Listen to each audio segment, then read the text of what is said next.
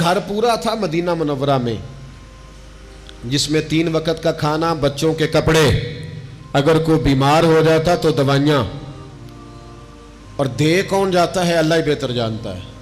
ایک نقاب پوش آتا تھا، دروازے پہ دے جاتا تھا، نام پوچھتے تھے تو ناراض ہو جاتا تھا، اور یہ ایک دن کام نہیں ہوا، سالوں یہ کام جاری رہا، پتہ ہی کوئی نہیں کون دے جاتا ہے، کوئی خبر ہی نہیں۔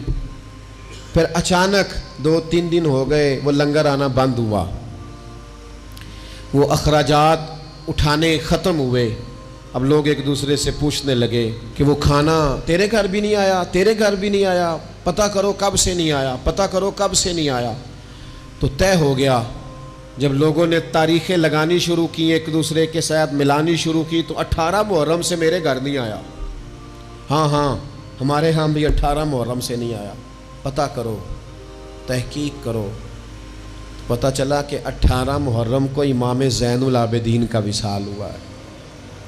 سیدہ پاک کا یہ شہزادہ، امام حسین کا کربلا میں بچ جانے والا یہ جانشین، ایک 100 گھروں میں، اور تھوڑی سی آبادی، 100 گھروں میں 2 وقت کھانا، اور اپنے کندھے پہ توڑا رکھ کے، لنگر کی بوری رکھ کے پہنچا کے آتے، اور چہرے پہ نقاب ہوتا، کوئی پوچھتا نام کیا ہے تو ناراض ہو جاتے۔ 100 گھروں میں کھانا جاتا۔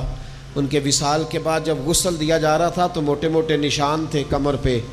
لوگوں نے ان کے بیٹے سے پوچھا کہ یہ کیا ہے، تو فرمانے لگے میرے والد اپنے کندھوں پہ تھیلے رکھ کے آخر عمر تک گھروں میں پہنچا کے آتے رہے۔